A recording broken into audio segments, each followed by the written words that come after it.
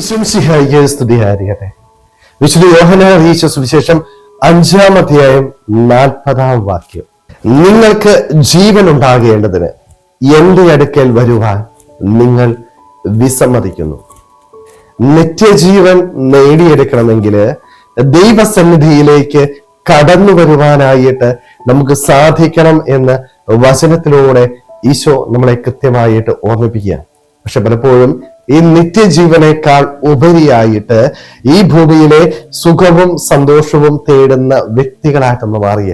അതുകൊണ്ട് നമ്മൾ എന്താ ചെയ്യുന്നത്? ദൈവത്തിന്റെ സന്നിധിയിൽ വരാനായിട്ട് വിസമ്മതിക്കുകയാണ്.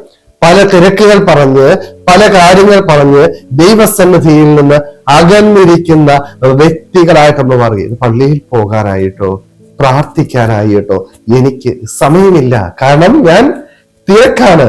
എന്റെ തിരക്കുകൾക്കിടയിൽ ദൈവത്തെ മാറ്റിവെക്കുന്ന ഒരു വ്യക്തിയായിട്ട് ഞാൻ മാറിയേക്കുകയാണ്. അതുകൊണ്ടാണ് കൃത്യമായിട്ട് ഈശോ പറയുന്നത്, നിനക്ക് നിത്യജീവൻ നേടണമെങ്കിൽ നീ എന്റെ സന്നിധിയിൽ വേണം, എന്റെ വചനമനുസരിച്ച് ജീവിക്കാനായിട്ട് സാധിക്കണം.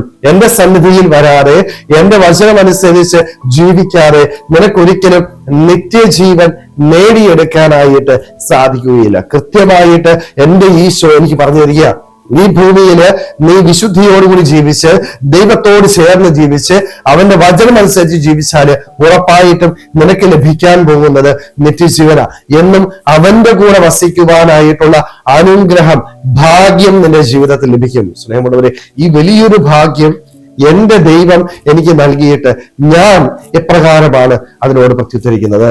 പലപ്പോഴും തിരക്കുകളുടെ പേരില് എന്റെ ദൈവത്തെ ഞാൻ മാറ്റി നിർത്തിയിട്ടില്ലേ?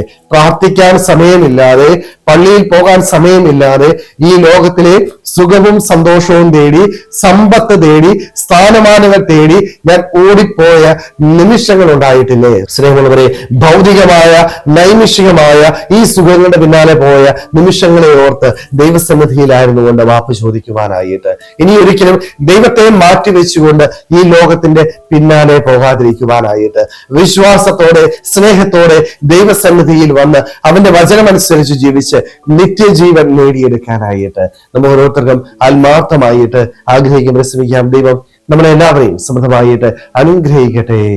ആമേൻ.